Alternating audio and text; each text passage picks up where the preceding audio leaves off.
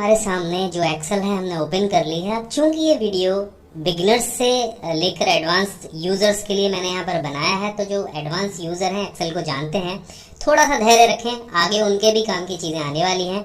शुरू से इसलिए बता रहा हूँ कि मैंने वीडियो के शुरू में ही आपको बताया था कि ये जो वीडियो का जो लेक्चर है वो लंबा होने वाला है। आराम से बैठिए, ये क्लास आपके बहुत काम आने वाली है।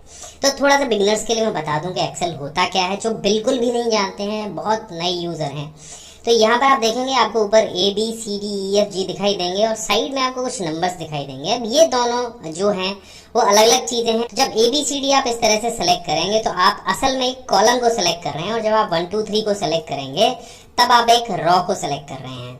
और रॉ और कॉलम जहाँ पर जाकर मिलते हैं, जैसे अगर D को और 5 को मिला दिया जाए तो यहाँ पर ये जो इनका संगम होगा ये असल में एक सेल बनाता है, और इस सेल का नाम इन दोनों रो और कॉलम को मिलाकर रखा जाता है। और ये कहाँ पर आपको दिखाई देगा, ये यहाँ पर आपको दिखाई देगा। देखिए D5 दिखाई दे रहा है। अब यहाँ किसी और पे क्लिक करूंगा तो देखिए C5 दिखाई देगा। अगर और दूसरे किसी सेल पे क्लिक करूंगा तो E3 दिखाई देगा, और जो पहला सेल उसका नाम A1 होता है। तो यहाँ पर ये सिंपल मेथड है कि यहाँ पर जो एक्सेल में आपको ये जितने भी ब्रैकेट्स दिख रहे हैं ये असल में सेल हैं, और ये सेल में ही हम सारा डेटाबेस फीड करते हैं। सेल को ही आपस में हम कैलकुलेट करते हैं। सेल के अंदर कोई भी फिगर लिखी हो उससे हमें कोई लेना देना नहीं होता है। हमारे पास एक फार्मूला होता है जिस फार्मूले में हम सेल का नाम एंटर कराते हैं और वहीं से वो सारी कैलकुलेशन होती है। तो ये बहुत बेसिक चीज़ है जो एक्सेल की मैं आपको समझाने जा रहा हूँ। यहाँ पर अगर आप देखेंगे तो यहाँ पर आपको मिलेगा एक फार्मूला बार। यहाँ पर आप जो भी चीज़ टाइप करेंगे सेल में वो साथ के साथ आपको यहाँ भी दिखाई देती जाएगी। और एक चीज़ और भी है कि अगर किसी सेल में आप फार्मूला लगाते हैं तो यहाँ पर आपको जो फार्मूला है, जो कैलकुलेशन आई है, जो आंसर आया है वो डिस्प्ले होगा, लेकिन जब क्लिक करेंगे तो फार्मूला आपको यहाँ पर डिस्प्ले होगा। एक छोटा सा उदाहरण मैं आपको दिखा देता हूँ। जैसे हमने 25 और 25 को जोड़ा, यहाँ पर हमने लगाया बराबर का निशान और इन दोनों को हमने प्लस कर दिया। अब देखिए जैसे मैं आपको बता रहा था कि हम सेल से सेल को जोड़ते हैं ना कि नंबर से नंबर को, तो यहाँ पर आप देख रहे हैं मैंने C1 के साथ में C2 को प्लस किया है, ना कि 25 के साथ में 25 को। तो ये अगर आप शुरुआत कर रहे हैं तो आपको ये ध्यान में रखना चाहिए। तो यहाँ पर आप देखेंगे मैंने फार्मूला लिख दिया है और वही फार्मूला आपको ऊपर दिखाई दे रहा है, लेकिन एंटर करते ही यहाँ पर आपको फिगर दिखाई देगी और यहाँ पर आपको फार्मूला दिखाई देगा। जैसा मैंने आपको बताया था कि जिन सेल्स में फार्मूला लगा होता है तो वहाँ पर हमें जो आंसर है वो दिखाई देता है, रिजल्ट दिखाई देता है, लेकिन उस रिजल्ट में फार्मूला कौन सा इस्तेमाल किया गया है वो यहाँ पर दिखाई देता है फार्मूला बार में। तो ये बहुत सिंपल है, ये आपको समझना चाहिए। अब यहाँ पर अगर किसी सेल की आपको विड्थ घटानी बढ़ानी है तो आप यहाँ पर बीच में ले जाइए उसको। ये देखिए ये इसकी विड्थ बढ़ा दी हमने। अगर हाइट बढ़ानी है तो आपको यहाँ पर रॉ पर जाना होगा और आप जाके वहाँ से हाइट बढ़ा सकते हैं। एक साथ में अगर घटाना बढ़ाना हो तो सभी को सेलेक्ट कर लीजिए, और कहीं से भी आप किसी को भी पकड़ के खींचेंगे तो आप एक साथ में भी कर पाएंगे। तो ये बहुत सिंपल है। इसके बाद में यहाँ पर यो आगे आपको जो पूरी मेन्यू दिखाई दे रही है, इससे अलग अलग चीज़ें हम कर सकते हैं। फॉर्मेटिंग चेंज कर सकते हैं अपने सेल की। अब देखिए अगर आपने MS वर्ड चलाया होगा, बेसिक चीज़ें चलाई होंगी तो आपको पता होगा कि ये फॉन्ट है, ये फॉन्ट साइज़ है। यहाँ से आप किसी भी सेल के अंदर लिखे हुए किसी भी टेक्स्ट का साइज़ बढ़ा सकते हैं। ये फॉन्ट आप इंक्रीज कर सकते हैं। यहाँ से आप फॉन्ट की स्टाइल को बदल सकते हैं, यानी अगर आपको इंग्लिश का कोई भी फॉन्ट चाहिए, हिंदी का कोई फॉन्ट चाहिए तो आप यहाँ से ले सकते हैं। ये बोल्ड इटैलिक अंडरलाइन है, बहुत बेसिक चीज़ है कंप्यूटर में। अगर आप कंप्यूटर चला रहे हो तो ये आपको पता ही होगा। इन चीज़ों को मैं इसमें इसलिए नहीं बता रहा हूँ क्योंकि ये बहुत बेसिक हैं, बहुत सारे लोग जानते हैं। क्लिक करके आप पता लगा सकते हैं कि ये बोल्ड होगा, बहुत बेसिक है। यहाँ पर मैं आपको कुछ खास चीजें बताऊंगा जिनको आपको पता होना चाहिए अगर आप एक एक्सेल चलाना सीख रहे हैं। तो यहाँ पर हम इसके बाद अलाइनमेंट पे जाएंगे, क्योंकि अलाइनमेंट में यहाँ पर कुछ अलग चीजें दी गई हैं। तो मैं इसके लिए थोड़ा सा कॉलम को बड़ा कर लेता हूँ। यहाँ पर आप देखिए अभी जो हमारा अलाइनमेंट है वो दिया गया है बॉटम एलियन पर। तो हमारा जो टेक्स्ट है वो बॉटम पर है और राइट में रखा हुआ है। अगर यहाँ से आप इसे सेंटर करेंगे तो ये सेंटर में पहुंच जाएगा, लेकिन रहेगा अभी भी राइट में। और अगर इसे टॉप करेंगे तो ये टॉप में पहुंच जाएगा, लेकिन रहेगा अभी भी राइट में। तो अगर आपको ऐसा कुछ फॉर्मेटिंग करनी हो तो आप यहाँ से इन तीनों का इस्तेमाल करके कर सकते हैं। बिल्कुल सेंटर में रखने के लिए दोनों जो अलाइनमेंट है उनको सेंटर में रख लीजिए।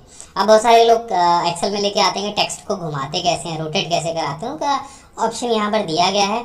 यहाँ पर आपको सारे रोटेशन मिल जाएंगे, rotate text up, rotate text down. तो यहाँ से आप इस ऑप्शन का इस्तेमाल करके क्लॉकवाइज उसको घुमा सकते हैं, अपने टेक्स्ट को एंटी क्लॉकवाइज घुमा सकते हैं। या जब आप नीचे इस ऑप्शन पे क्लिक करेंगे तो आपको फॉर्मेट सेल के सारे ऑप्शन यहाँ पर मिल जाएंगे और यहाँ पर एक आपको एनिमेटेड बटन भी मिल जाएगा। जैसे आप इसे लीवर को ऊपर नीचे करेंगे उसी डायरेक्शन में जो आपका टेक्स्ट है वो घूम जाएगा। तो ये बहुत सिंपल चीज़ है। अब इसके आगे वाला जो ऑप्शन है वो आता है मर्ज और सेंटर का, जहाँ पर हम दो सेल्स को मिलाकर एक सेल बना देते हैं और वो सेल के अंदर लिखे हुए डेटा को मर्ज भी कर देता है और साथ में सेंटर भी कर देता है। वो कैसे करता है, मैं यहाँ से इसको खींच के दो सेल्स में ले जाता हूँ। अब आप देखिए यहाँ पर जो 25 लिखा है, चलिए दोबारा इसको ठीक कर देते हैं।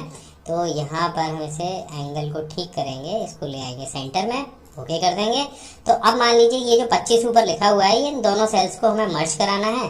तो कैसे कराएंगे, बस सेलेक्ट करेंगे और यहाँ पे मर्ज और सेंटर का जो बटन है उस पर क्लिक कर देंगे। तो अब होगा क्या कि इन दोनों सेल्स के ऊपर एक सेल बन गया। और ये आप कैसे भी बना सकते हो, आप 10 सेल को एक साथ सेलेक्ट कर सकते हो, 20 सेल को सेलेक्ट कर सकते हो।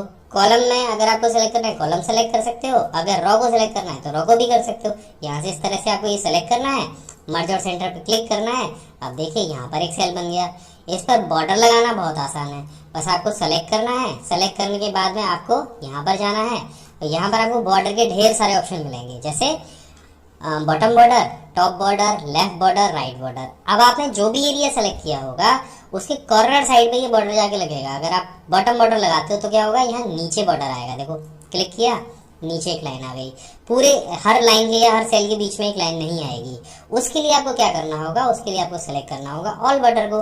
तो जैसे आप ऑल बॉर्डर सेलेक्ट करोगे तो आप देखो जितना एरिया हमने सेलेक्ट किया था वो सारे एरिया में लाइन्स आ गई हैं और अच्छे से बॉर्डर बन गया है। तो ये बॉर्डर के लिए आप थोड़ी सी प्रैक्टिस कर लीजिए, इसको सेलेक्ट कीजिए अलग अलग सेल्स को और ये सारे बॉर्डर आप लगा के देखिए। बहुत सिंपल है, बच्चों वाला काम है, बड़े आराम से कर सकते हो।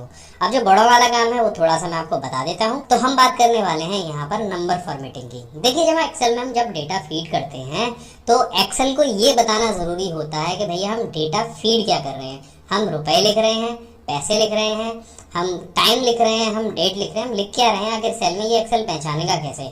तो वो जो सारा पहचानने का काम है वो यहाँ से होता है नंबर फॉर्मेटिंग से। मानिए ये 26 लिखा है, ये क्या है, एक नंबर है, रुपए है, डेट है, टाइम है, क्या चीज़ है, परसेंटेज है। तो एक्सेल को कैसे पता चलेगा। तो यहाँ पर आप देखेंगे अलग अलग तरह की आपको नंबर फॉर्मेटिंग मिल जाएगी, जिसमें जर्नल, जिसमें आप अभी काम कर रहे हैं, यहाँ पर कोई स्पेसिफिक फॉर्मेटिंग नहीं दी गई होती है। उसके बाद में यहाँ पर दूसरी जो फॉर्मेटिंग है वो है नंबर फॉर्मेटिंग। जब इस पर क्लिक कर देंगे तो आप देखेंगे यहाँ पर डॉट लगकर जो डेसिमल प्लेसेस हैं वो आ जाएंगे और इनको भी घटाना बढ़ाना बहुत आसान है। आपने मान लीजिए किसी सेल में नंबरिंग फॉर्मेटिंग लगा रखी है और ये डेसिमल प्लेसेस आपको घटाने हैं या बढ़ाने हैं, तो यहाँ पर इनका ऑप्शन दिया गया होता है। तो यहाँ से जैसे आप इसे क्लिक करेंगे डिस्क्रीज पर तो ये घटने शुरू हो जाएंगे और इंक्रीज पर क्लिक करेंगे तो ये बढ़ने शुरू हो जाएंगे। बहुत सारी जगह में ज़रूरत होती है कि रुपए के बाद में हमें पैसे भी लिखने होते हैं, तो यहाँ से हम वो लिख सकते हैं। इसके बाद में आप देखेंगे अगली फॉर्मेटिंग करेंसी की दी गई है। तो यहाँ पर जैसे आप क्लिक करेंगे तो सबसे बड़ी बात ये है, यहाँ पर आपका करेंसी का जो लोगो है, जो सिंबल है वो आ जाएगा। अब आप कहेंगे कि यहाँ पर रुपए का नहीं चाहिए, हमें अगर डॉलर का चाहिए, तो यहाँ पर ये छोटा सा एरो बना है, इस पर क्लिक कर दीजिए और यहाँ पर आपको मिल जाएगा वो सिंबल। अब आप जैसे इस पर क्लिक करेंगे यहाँ पर आपको पूरी अंतर्राष्ट्रीय जो भी सिंबल्स हैं वो सारे दिख जाएंगे। मैंने यहाँ पर रुपए का सेलेक्ट कर रखा है, आप जो भी सेलेक्ट करेंगे वो सिंबल आपके एक्सेल के जो भी करेंसी फॉर्मेटिंग है वहां पर आकर लग जाएगा। आप जो भी चाहे वो यहाँ से सेलेक्ट कर सकते हैं। आप इसे यहाँ से बंद कर देते हैं। इसके बाद में हम देखेंगे यहाँ पर हमें मिलता है अकाउंटिंग का फॉर्मेटिंग। आप चाहें तो इसको सेलेक्ट कर सकते हैं। शॉर्ट डेट दिया गया है, लॉन्ग डेट दिया गया है। तो मैंने पिछले एक वीडियो में बताया था, आप जाकर देख सकते हैं। प्लेलिस्ट का जो ऑप्शन है, मैं नीचे जो पूरी प्लेलिस्ट है एक्सेल की वो मैं डाल दूंगा। मैंने 200 से 250 के लगभग वीडियो एक्सेल के ऊपर यहाँ पर अपलोड किए हैं, तो उनको आप जाके देख सकते हैं। वहां पर मैंने डिटेल में बताई हैं ये सारी चीजें। अब जैसे ही इस नंबर के साथ आप शॉर्ट डेट को सेलेक्ट करेंगे तो ये आप देखेंगे एक डेट में कन्वर्ट हो जाएगा। अब एक्सेल इसको डेट ही मानेगा। आगे जहां भी हमें डेट कैलकुलेशन की जरूरत पड़ेगी एक्सेल बड़े आराम से वहां पे कर लेगा। अगर आप इसे सेलेक्ट नहीं करेंगे तो आपकी जो कैलकुलेशन है वो गड़बड़ हो सकती है। टाइम को अगर आप सेलेक्ट करेंगे तो ये सेल को टाइम मानेगा। उसके बाद में परसेंटेज का नंबर आ जाता है, परसेंटेज में कन्वर्ट कर देंगे तो इसको परसेंटेज मांगेगा। तो परसेंटेज का भी मैं आपको बता चुका हूँ कि कहाँ पर हमें सीधे सीधे जहाँ पर गुणा करना होता है वहाँ पर हमें बीच में 100 को नहीं लगाना पड़ता है, सीधे सीधे आप गुणा कर सकते हैं। तो जैसे 25 का 5% निकालना है तो बराबर लगाया, 25 किया गुणा 5 किया और एंटर कर दिया। आप देखिए 25 का 5% यहाँ पर आ गया है। तो परसेंटेज में हम किसी सेल को अगर कन्वर्ट करते हैं तो उसे हम आसानी से परसेंटेज निकाल सकते हैं। यहाँ पर आपको मिल जाता है कंडीशनल फॉर्मेटिंग का ऑप्शन। इससे आप कोई भी कंडीशन आपकी हो, आप सेल को पहचानने के लिए इसका इस्तेमाल करते हैं कि भैया अगर बड़े नंबर्स हैं तो उनको कैसे पहचानेंगे, अगर छोटे नंबर हमें दिए गए हैं, अगर हमारा डेटाबेस बहुत बड़ा है, ये उस कंडीशन में वहाँ पर लगाए जाते हैं।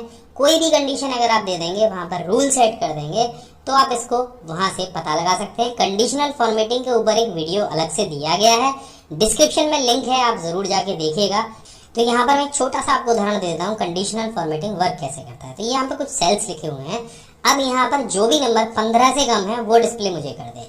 तो यहाँ पर जाना है, आपको 15 से कम वाले देखने हैं, तो लेस देन पे क्लिक करना होगा और यहाँ पर आपको सिर्फ 15 डाल देना है। तो आप देखिए 15 से कम वाले जितने भी नंबर होंगे ना, आपको यहाँ पर तुरंत से डिस्प्ले हो जाएंगे। और अगर और भी किसी नंबर में आप बदलाव करते हैं और जो 15 से कम होता है, जैसे यहाँ पर 13, तो वो भी आपको तुरंत डिस्प्ले हो जाएगा। तो एक्सेल का अगर बड़ा डेटाबेस आप बना रहे हैं तो इसका इस्तेमाल आपको जरूर करना है। इससे आप सारी चीजों को पता कर सकते हैं।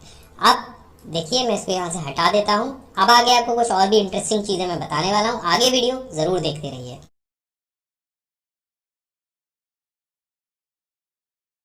पेज स्पेशल को समझाने के लिए हमने यहाँ पे एक छोटी सी टेबल बनाई है, जिसमें हमने कुछ टेक्स्ट टाइप किया है और कुछ नंबर्स टाइप किए हैं। यहाँ पर हमने फॉर्मूला लगाया है सम का, और नीचे भी हमने सम का फॉर्मूला लगाया है। साथ में हमने सेल्स को फॉर्मेटिंग भी दी है।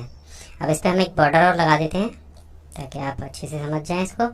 तो ये देखिए हमने काफ़ी सारी चीज़ें हमने इस टेबल में की हैं और हम समझते हैं पेज स्पेशल होता क्या है। तो सबसे पहले हम इसको कॉपी कर लेते हैं। यहाँ से हमने पूरी टेबल को सेलेक्ट किया और उसके बाद कंट्रोल सी से इसको कॉपी कर लिया। अब इसको अगर सीधे सीधे आप पेस्ट करेंगे तो ये जो टेबल है वो ज्यों की त्यों नीचे आ जाएगी और यहाँ पर वो सभी फॉर्मूले और सभी फॉर्मेटिंग जैसी थी वैसी पेस्ट हो जाएगी। तो ये तो था सिंपल इसको पेस्ट करना। अब इसके अलावा इसमें से कुछ अलग अलग चीज़ें हमें लेनी है, तो हम कैसे करेंगे। तो ये अभी टेबल जो है वो कॉपी है और उसके बाद में हम जाते हैं पेस्ट स्पेशल पर। आप यहाँ पर देखेंगे पेस्ट स्पेशल में जो हमने पहला ऑप्शन इस्तेमाल किया था सिंपल पेस्ट का, वो था ये ऑल वाला। यानी यहाँ पर जो बॉर्डर था वो भी पेस्ट हो गया, जो फॉर्मेटिंग थी वो भी पेस्ट हो गई, कलर्स थे, बैकग्राउंड कलर्स थे, वो सारी चीज़ें जो कि पेस्ट हो गई। तो ये जो दूसरा ऑप्शन है फॉर्मूलाज का, यहाँ पर ये केवल इस टेबल से फॉर्मूला लेगा, आपका टेक्स्ट लेगा, नंबर लेगा, जो फॉर्मेटिंग है वो उसको पेस्ट नहीं करेगा। फॉर्मेटिंग से मतलब आप समझते हैं जो टेक्स्ट का कलर होता है, जो टेक्स्ट की बैकग्राउंड होती है और ये जो बॉर्डर है, ये सारी चीज़ें फॉर्मेटिंग में आती हैं। और इसको छोड़कर जो बाकी सारी चीज़ें बचती हैं वो है यहाँ पर लिखा हुआ टेक्स्ट और ये जो नंबर लिखे हैं और जो फॉर्मूला लगा है। तो जब आप इसे टिक करके यहाँ पर पेस्ट करेंगे तो वही सारी चीज़ें पेस्ट होंगी। आपके जो नंबर हैं वो आ गए, जो टेक्स्ट लिखा था वो आ गया और जो फॉर्मूले लगे थे वो यहाँ पर पेस्ट हो गए। इसके बाद में एक ऑप्शन और है, हम इसको यहाँ पर पेस्ट करते हैं। आप देखेंगे ये जो ऑप्शन है वैल्यू का। अब कहीं कहीं ऐसा होता है कि हमने यहाँ पर जो डिजिट निकाले हैं वो हमने फार्मूला लगाकर निकाले हैं। जैसे हमने ये जो सम किया था वो यहाँ पर हमने कर रखा है। तो यहाँ पर हमने ये जो सभी सेल्स हैं वो सम करके ले रखे हैं। अगर आप इसे सिंपल कॉपी करके कहीं पर पेस्ट करेंगे तो वो कुछ इस तरीके से इसको ले लेगा, क्योंकि यहाँ पर जो फॉर्मूले लगे थे वो लगे थे इन सेल्स के लिए, तो वो इस तरीके से इसको पेस्ट करेगा। लेकिन आपको इसमें से केवल वैल्यू लेनी है। जो 105 है, जो 109 है, जो 113 है, वो वैल्यू उठानी है। तो आप इसे सेलेक्ट करेंगे और कॉपी करेंगे और इसके बाद में यहाँ पर पेस्ट स्पेशल पर जाएंगे और यहाँ से ले लेंगे इसको वैल्यू। जब आप इसे पेस्ट करेंगे तो वो इस फॉर्मूले में से वैल्यू को उठा लेगा। तो एक बहुत काम का फॉर्मूला है, कई जगह इसकी ज़रूरत होती है वैल्यू को कॉपी करने की। तो आप यहाँ से वैल्यू ले सकते हैं। पूरी टेबल को भी अगर आप उठा के लेंगे तो वहाँ से पूरी टेबल को भी अगर आप कॉपी करेंगे तो वहाँ से फॉर्मूला कॉपी नहीं होंगे, केवल जो पेस्ट की जाएगी वो वैल्यू पेस्ट की जाएगी। आप देखिए यहाँ पे कहीं भी फॉर्मूला नहीं आया है, जो वैल्यू थी वो पेस्ट हुई है। इसके बाद में पेस्ट स्पेशल में एक चीज़ और आती है, इसे दोबारा से कॉपी कर लेते हैं। पेस्ट स्पेशल पर जाते हैं और यहाँ पर आप देखेंगे फॉर्मेट्स। अब फॉर्मेट्स क्या है उसको हम थोड़ा सा समझ लेते हैं। यहाँ पर हमने ये जो टेबल अभी पेस्ट की थी, जो इसके सेल हैं नीचे वाले, जो बैकग्राउंड है वो येलो कलर की है, जो टेक्स्ट है वो कहीं पर रेड है और कहीं पर ब्लैक है।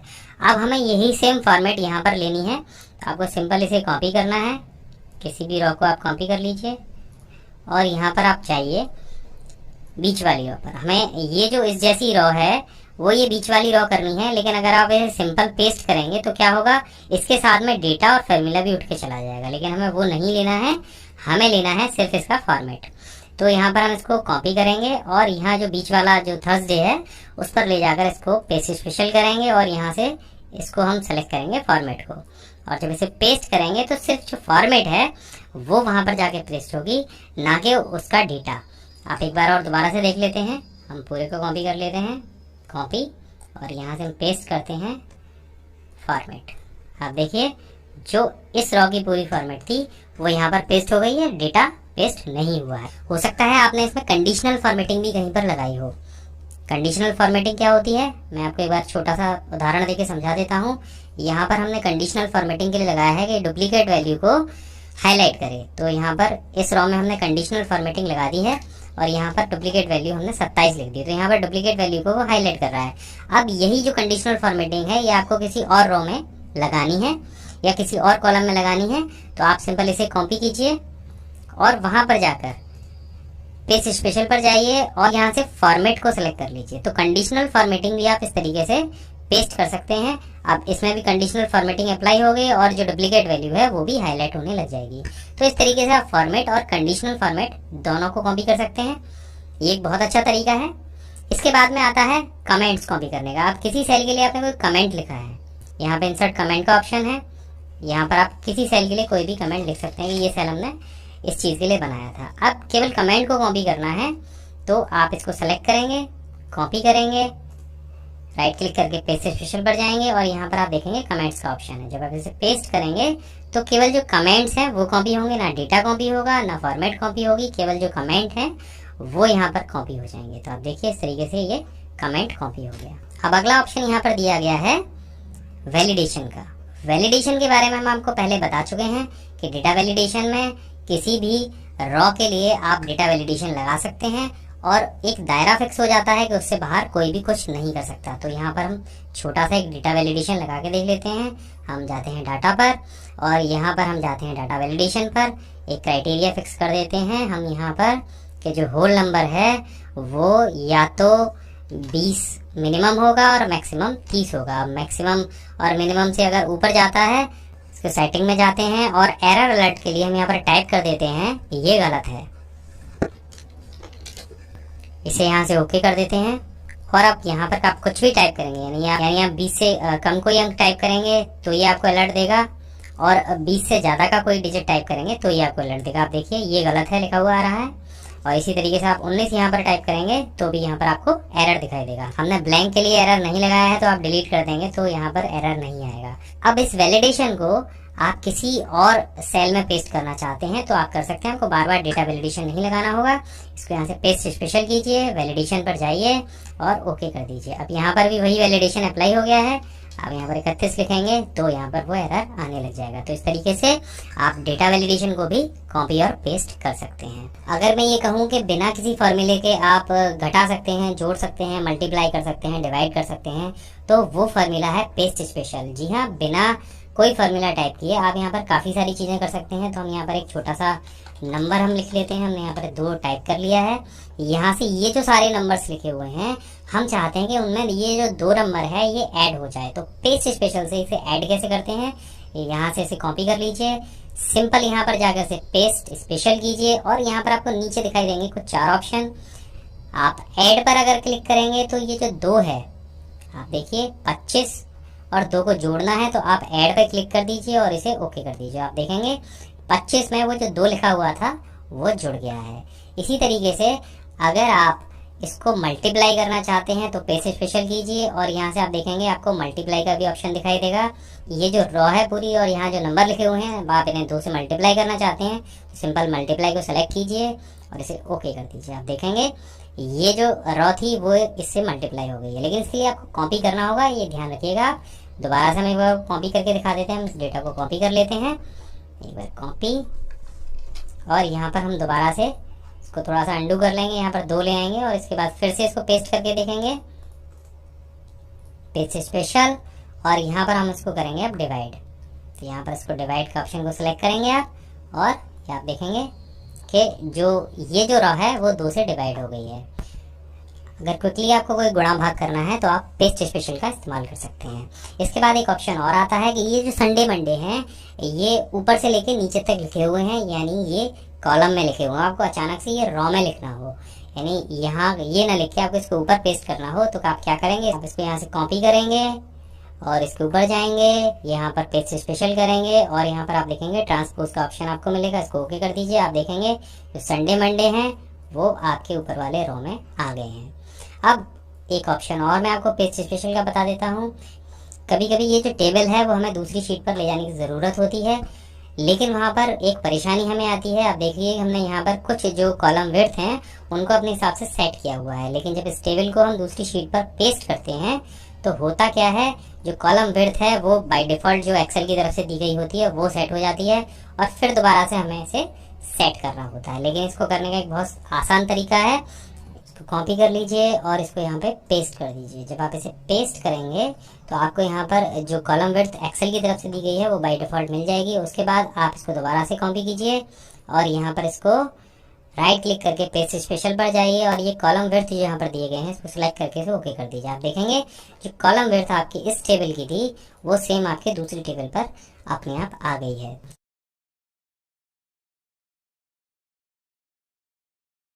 तो एक्सेल में प्रिंट निकालने के लिए यहाँ पर हमने एक दो शीट बनाई है जिससे हम आपको समझा सकें। तो यहाँ हमारे पास एक शीट है और एक्सेल में जब आप प्रिंट निकालने जाएंगे तो सबसे पहले आपको समझना होगा प्रिंट एरिया, क्योंकि एक्सेल में कोई भी शीट कि कहीं कोई एंडिंग नहीं होती है। जब आप प्रीव्यू में देखेंगे तब आपको यहाँ पर पेज दिखाई देगा, लेकिन जब आप शीट पर देखेंगे तो आपको कोई भी एंडिंग दिखाई नहीं देगी। यहाँ पर आपको प्रिंट एरिया पहचानना होगा। प्रिंट एरिया जब आप कैसे निकालेंगे कि आपने कोई मैटर एक्सेल में टाइप किया है, आप प्रिंट प्रीव्यू के ऑप्शन पर जाएंगे या कीबोर्ड से कंट्रोल के साथ में F2 दबाएंगे तो आप प्रिंट प्रीव्यू देख सकते हैं कि आपने जो मैटर टाइप किया है वो आपके पेज पर कहाँ आएगा। लेकिन अगर आपका मैटर इससे भी बड़ा है, यहाँ पर हमने एक छोटी सी फाइल तैयार की है, तो आप कैसे देख पाएंगे वो कितने पेजों में आएगा और कहाँ आ रहा है। तो आपको यहाँ पर बीच में एक हल्की डॉटेड लाइन दिखाई दे रही होगी। यही लाइन एक्सेल की शीट पर आपके पेज को डिवाइड करती है, यानी कि इस बॉर्डर के अंदर हम इसको थोड़ा सा छोटा कर लेते हैं। आप देखेंगे यहाँ पर ये जो बॉर्डर है ये एक पेज है, ये दूसरा पेज है, ये तीसरा पेज है और ये चौथा पेज है। तो इन सभी पेजों को अलग अलग देखने के लिए आप व्यू पर चले जाइए और यहाँ पर आपको दिखाई देगा पेज लेआउट व्यू। जब आप इस पर क्लिक करेंगे तो आपके सभी पेज इस तरह से आपको अलग अलग दिखाई देने लग जाएंगे। देखिए बिल्कुल MS वर्ड की तरह, जैसे MS वर्ड में पेजेस दिखाई देते हैं उसी तरीके से यहाँ पर दिखाई देने लग जाएंगे। आप अपने टास्क बार से भी पेज लेआउट व्यू और पेज ब्रेक व्यू को अलग अलग कर सकते हैं। पेज ब्रेक व्यू वो है कि जो मैटर टाइप किया है केवल उसी को यहाँ पर दिखाएगा कि वो एक पेज पर आ पाएगा कि नहीं। आप यहाँ पर देखेंगे ये पेज ब्रेक व्यू है। अगर ये मैटर 2 पेजेस में होता तो ये इसको अलग अलग करके दिखा देता। तो सबसे बेस्ट नॉर्मल शीट पे काम करना है। अगर आप नॉर्मल शीट पे काम करते हैं और प्रीव्यू चेक करके डॉटेड लाइन के हिसाब से ये चेक कर लेते हैं कि मेरा मैटर 1 पेज पर है या 2 पेज पर है, तो आपको यहाँ पर दिखा देगा। ये जो आपको डॉटेड लाइन दिखाई दे रही है, ये जो डॉटेड लाइन है ये इस समय जो पेज सेटअप में यहाँ पर जो पेज साइज लगा हुआ है वो लेटर साइज लगा हुआ है, वो आप यहाँ से इसको सेट कर सकते हैं। और जैसे ही आप इसे A4 करेंगे तो ये डॉटेड लाइन थोड़ी सी ऊपर खिसक जाएगी। अब यहाँ पर देखिए इस समय ये हमको थोड़ा सा उदाहरण देके दिखा देते हैं कि आप यहाँ पर देखेंगे इस समय जो डॉटेड लाइन है वो 47 नंबर वाले सेल पर है। अभी हमने यहाँ से पेज साइज को चेंज किया और A4 लगा दिया तो आप देखेंगे वो 50 पर पहुँच गई। और अगर हम इसे लीगल कर देंगे तो ये और नीचे खिसक जाएगी, यहाँ पर आ जाएगी 61 पर। तो इस तरीके से ये जो पेज पर डॉटेड लाइन है यानी कि जो आपका प्रिंट एरिया है वो घटता बढ़ता रहता है। अब यहाँ पर एक चीज़ और आप सोच लीजिए कि ये जो डॉटेड लाइन है ये मार्जिन को छोड़ने के बाद में है, यानी कि जब आप प्रिंट निकालेंगे तो जो मैटर है वो मार्जिन के साथ में ही निकलेगा। इस डॉटेड लाइन के अंदर जो भी मैटर होगा वो पूरा आपके पेज पर आ जाएगा। इसके अलावा मार्जिन भी इन्होंने जोड़ रखा है। तो ये तो तरीका था आपके प्रिंट एरिया को पहचानने का। अब प्रिंट एरिया आप अपने हिसाब से मैनुअली भी सेट कर सकते हैं। मैनुअली प्रिंट एरिया सेट करने के लिए आपको जितना भी आपने मैटर टाइप किया है और आप चाहते हैं कि उस मैटर के अलावा और कोई मैटर पेज से प्रिंट हो ना, यानी कि हम इस टेबल को कॉपी कर लेते हैं और कॉपी करके इसको 2 जगह पेस्ट कर लेते हैं। हमने इसको एक लाइन छोड़ के यहाँ पर पेस्ट किया तो ये मैटर यहाँ भी है और यहाँ भी है और ये दूसरे शीट पर भी जा रहा है। लेकिन हम चाहते हैं कि हमने जो पहली टेबल बनाई है वही केवल प्रिंट निकले, तो आप इसको सेलेक्ट कर लीजिए और आप जाएंगे यहाँ से पेज लेआउट ऑप्शन पर और यहाँ पर आपको दिखाई देगा प्रिंट एरिया का ऑप्शन। प्रिंट एरिया में यहाँ पर सेट प्रिंट एरिया का ऑप्शन आएगा और जैसे ही आप इस पर क्लिक करेंगे तो बाकी सारी जो डॉटेड लाइन है वो गायब हो जाएंगी और आपके जो मैटर आपने सेलेक्ट किया था केवल उस पर एक डॉटेड लाइन आ जाएगी। इसका अर्थ ये है कि आप जब भी प्रिंट निकालेंगे तो केवल यही प्रिंट निकलेगा जो आपने अभी सेलेक्ट किया था, बाकी कुछ भी प्रिंट नहीं होगा। आप देखिए, अब इसको प्रीव्यू में भी देखेंगे तो केवल यही प्रिंट आएगा और जो हमने और भी मैटर पेज पर लिया हुआ है, जो टेबल बनाई है, वो प्रिंट नहीं होगी। इसको हटाने के लिए आपको सिर्फ इतना करना है, प्रिंट एरिया पर जाना है और क्लियर प्रिंट एरिया कर देना है। और अगर इसी प्रिंट एरिया में आपको और भी चीज़ें जोड़नी है तो आपको सिंपल इतना करना है कि आपको दूसरी जगह को भी सेलेक्ट करना है और ऐड टू प्रिंट एरिया का ऑप्शन सेलेक्ट कर लेना है। इससे क्या होगा कि ये टेबल और ये टेबल प्रिंट होगी, ये दूसरे पेज पर आ गई देखिए अपने आप, और बाकी कुछ भी प्रिंट नहीं होगा। बाकी कुछ भी से मतलब ये है कि अभी हम इस पर और सेल और कॉलम बना देते हैं। यहाँ पर देखिए, अब हमने सभी जगह बॉर्डर बना दिया, लेकिन आप देखेंगे कि प्रिंट में केवल यही दो टेबल आएंगी। अगर ये प्रिंट एरिया हम हटा देते हैं तो यहाँ से जो पूरे हमने जो टेबल बना रखी है वो पूरी आपको दिखाई देने लग जाएगी। तो ये तरीका है प्रिंट एरिया को सिलेक्ट करने का। प्रिंट एरिया सेलेक्ट करने से आप केवल 2 कॉलम्स का भी प्रिंट निकाल सकते हैं। देखिए, यहाँ पर हमने सेट प्रिंट एरिया कर दिया और केवल 2 कॉलम का भी आप प्रिंट निकाल सकते हैं। अब बात करें कि हमारी टेबल काफ़ी बड़ी है और ये हमें केवल एक ही पेज पे निकालनी है, यानी ये दोनों जो टेबल हैं ये हमारे पेज से बाहर जा रहा है। ये जो मैटर है ये पेज से बाहर जा रहा है, लेकिन ये हमें एक ही पेज पर प्रिंट करना है कैसे भी करके। तो बहुत सारे यूज़र क्या करते हैं कि इसको टेबल को छोटा करने लगते हैं, साइज को छोटा बड़ा करके उसको एक पेज पे एडजस्ट करते हैं। लेकिन अगर कॉलम और भी ज़्यादा हो तो परेशानी हो जाएगी। तो इसके लिए एक सबसे बेस्ट आइडिया है कि आप पेज प्रीव्यू पर जाइए, पेज सेटअप पर क्लिक कीजिए और यहाँ पर आपको एक ऑप्शन दिखाई देगा स्केलिंग का।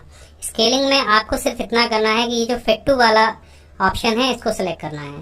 तो जब फिट टू आप सेलेक्ट करेंगे तो दोनों में आपको 1 और 1 भर देना है, यानी कि टेल और वाइड में आपको 1 भर देना है। तो इससे क्या होगा कि आपका जो पूरा मैटर है वो सिकुड़कर अपने आप एक ही पेज पर आ जाएगा। आप देखिए, कितना भी लंबा चौड़ा आपका मैटर हो वो एक पेज पर अपने आप सेट हो जाएगा। आपको कोई कॉलम खिसकाने की जरूरत नहीं है। वो जो फॉन्ट साइज है, जो टेबल है, वो अपने आप एडजस्ट होकर आपके एक सिंगल पेज पर आ जाएगी। तो एक बहुत कामयाब ऑप्शन है। आप इससे आपका जो मैटर है वो चाहे शीट के बाहर हो चाहे शीट के अंदर हो, अगर आपको एक ही शीट पर आपको प्रिंट करना है तो आप इस फिट टू ऑप्शन का इस्तेमाल करें। इससे आप एक ही शीट पर प्रिंट कर सकते हैं। वो इसे अपने आप एडजस्ट करके उसने 42% जो है एडजस्ट कर दिया, उसको आपका एक पेज पर आ गया। ये था आपका एक मैटर को शीट पर फिक्स करना। अब इसका पेज सेटअप समझ लेते हैं कि इसके पेज सेटअप में और कौन कौन से ऑप्शन होते हैं। तो जब आप प्रिंट पर जाएंगे तो आपको यहाँ पर कई सारे ऑप्शन दिखाई देंगे। यहाँ पर आएगा प्रिंट रेंज, पेज, फ्रॉम और टू। लेकिन यहाँ पे पेज तो है ही नहीं, तो हम पेज निकालेंगे कैसे कि हमें कौन से पेज का प्रिंट निकालना है, कौन से का नहीं। तो ये जो पेज लेआउट व्यू है वो इसी काम के लिए है कि ये आपके मैटर को बता देगा कि आपका मैटर एक पेज पर है या 2 पेज पर है। अभी फिलहाल हमने इसको श्रिंक कर रखा है, यानी 42% हम इसको लेस कर रखा है। अब इसे हम 100% कर लेते हैं, तब आपको मैं कुछ दिखा पाता हूँ। इसको 100% कर लेते हैं तो यहाँ से हमारा मैटर 100% हो गया। अब हम इसको देखते हैं पेज लेआउट व्यू में जाके। तो आप यहाँ पर देखेंगे ये पेज नंबर 2 है और ये पेज नंबर 1 है। जब आप इसको क्लिक करेंगे पेज पर तो आपको यहाँ पर पेज नंबर अपने आप दिखाई देगा। ये देखिए, यहाँ पर क्लिक करने के बाद ये नहीं दिखा रहा है क्योंकि यहाँ कोई मैटर नहीं है। जिन पेजेस पे मैटर है वहाँ पर पेज 1 और पेज 2 लिखा हुआ आ रहा है। यहाँ पर आप नीचे देख सकते हैं, जो आपका टास्क बार है वहाँ पर आपको पेज नंबर वो दिखाएगा। तो अब मान लीजिए कि हमको पेज नंबर 2 का प्रिंट निकालना है। इसको थोड़ा सा हम जूम इन कर लेते हैं। तो हमें पेज नंबर 2 का प्रिंट निकालना है, यानी कि इस वाली शीट का। तो आपको सिर्फ पेज नंबर 2 टाइप वहाँ पर करना होगा। तो हम प्रिंट करते हैं इसको, और प्रिंट करने पर हम यहाँ पर पेज 2 फ्रॉम 2। तो क्या होगा कि केवल शीट नंबर 2 का प्रिंट आउट निकलेगा। शीट नंबर 2 से पहले का कोई प्रिंट आउट नहीं आएगा, सिर्फ शीट नंबर 2 का प्रिंट आउट आएगा। अगर आप ऑल पर क्लिक कर देंगे तो आपकी जो वर्कशीट है उस वर्कशीट का प्रिंट आउट आ जाएगा। लेकिन आपको एक चीज़ और भी ध्यान रखनी होगी कि यहाँ पर जो शीट आप सेलेक्ट कर रहे हैं वो एक्टिव शीट हो, यानी कि जिस पर आप काम कर रहे हैं, जो शीट खुली हुई है।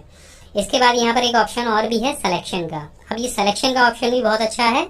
यहाँ पर आपको करना क्या है कि अभी हम दोबारा से नॉर्मल व्यू कर लेते हैं। यहाँ पर हमें निकालना है केवल इन सेल्स का प्रिंट आउट, यानी 17 से लेके 24 तक के जितने लोग हैं या 1 से लेके 7 तक के जितने लोग हैं, केवल इन सेल्स का प्रिंट आउट निकालना है। तो आप इन सेल्स को सिलेक्ट करेंगे, प्रिंट पर जाएंगे और यहाँ पर ऑल पर क्लिक करते हुए आप सिलेक्शन पर भी टिक लगा देंगे। इससे क्या होगा, केवल ये जो आपने सेल सेलेक्ट किए हैं इन्हीं का प्रिंट आउट निकलेगा। आप प्रीव्यू में देख सकते हैं यहाँ पर किसी और चीज़ का प्रिंट आउट नहीं आएगा। तो एक बार फिर से करके देख लेते हैं। यहाँ पर ऑल लगाएंगे प्रिंट रेंज में और यहाँ पर करेंगे सिलेक्शन। ठीक है, अब यहाँ पर जब आप सिलेक्शन कर देंगे तो केवल इन्हीं सेल्स का प्रिंट आउट निकाला जाएगा। इसके बाद यहाँ पर एक और ऑप्शन है एंटायर वर्कबुक। तो जब आप एंटायर वर्कबुक को सेलेक्ट कर लेंगे तो जो आपकी पूरी वर्कबुक है उसका प्रिंट आउट दे दिया जाएगा। यानी कि यहाँ पर वर्कबुक में आपको ये ध्यान रखना होगा कि जितनी भी शीट है, शीट नंबर 1 पर जो भी मैटर होगा, शीट नंबर 2 पर जो मैटर होगा, वो सभी प्रिंट आउट आ जाएगा। इसका एक बार हम प्रीव्यू देख लेते हैं। तो आप देखेंगे कि यहाँ पर कुल 9 पेजेस का प्रिंट आउट निकाला जाएगा। और 9 पेज किस तरीके से उन्होंने बनाए हैं, तो ये जो पहला हमारी शीट है, ये जो मैटर है वो हमारे पहली शीट पर टाइप है, और इसके बाद में ये जो मैटर है ये हमारी दूसरी शीट पर टाइप है। तो इस तरीके से ये क्या करेगा, जो ऑप्शन है यहाँ पर एंटायर वर्कबुक वाला, ये सभी शीटों के प्रिंट आउट आपको निकाल के दे देगा। अब जब आप प्रिंट निकाल लेंगे, ये सारी चीज़ें सेट कर लेंगे, तो आपको यहाँ पर एक ऑप्शन दिखाई देगा नंबर ऑफ कॉपीज। तो नंबर ऑफ कॉपीज को आप यहाँ पर जानते ही हैं कि आप 1 2 3 4 करके कितनी भी कॉपीज दे सकते हैं। लेकिन इसके नीचे एक ऑप्शन है कॉलेट का। ये ऑप्शन क्या करता है, अगर आप इस पर टिक नहीं लगाते हैं तो क्या करेगा कि ये पहले पेज की आपने जितनी भी कॉपियाँ दी हैं, जैसे 3 हैं और हमारे पास पेज 2 हैं, तो पहले पेज की 3 कॉपियाँ निकालेगा, फिर उसके बाद दूसरे पेज की 3 कॉपियाँ। लेकिन अगर आप कॉलेट पर क्लिक कर देते हैं तो ये उनके सेट बना देगा। यानी अगर आपकी शीट में 10 पेज हैं तो पहले 10 पेजों की कॉपियाँ निकालेगा एक बार, फिर दूसरी बार में 1 से लेकर 10 पेजों की कॉपियाँ निकालेगा, फिर तीसरी बार में 1 से लेकर 10 पेजों की कॉपियाँ निकालेगा। तो ये ऑप्शन, अगर आप के पास अलग अलग तरह के पेज हैं और आप उनको एक सेट बनाना चाहते हैं उनका, तो इस ऑप्शन का आप इस्तेमाल करें ज़्यादा कॉपियाँ निकालने के लिए, क्योंकि बाद में भी आपको फिर सेट बनाने पड़ेंगे। तो ये अपने आप उनके सेट बना के आपको प्रिंट दे देगा। तो एक बेहतरीन ऑप्शन है। इसके बाद यहाँ पर आप देखेंगे कि ये पेज सेटअप का ऑप्शन है। पेज सेटअप में यहाँ पर मार्जिन दिया हुआ है। आप अपने हिसाब से पेज, आपके पास A4 है, लीगल है, आप उस पर कितना मार्जिन छोड़ना चाहते हैं। यानी कि मार्जिन क्या होता है कि मार्जिन चारों तरफ का बॉर्डर होता है जिस पर प्रिंट नहीं निकलता है। तो सबसे बेटर है अगर नॉर्मल मार्जिन का इस्तेमाल करें। इसके बाद में ओरिएंटेशन का ऑप्शन आता है। यहाँ पर पोर्ट्रेट और लैंडस्केप है। पोर्ट्रेट माने है खड़ा पेज और लैंडस्केप माने है आड़ा पेज। तो आप प्रिंटर में तो आपके में आप एक ही तरीके से पेज लगाते हैं, लेकिन यहाँ पर अगर आप इसको सेटअप कर लेंगे तो वो अपने आप इसको सेट कर लेगा। इसके बाद यहाँ पर ऑप्शन आता है साइज का।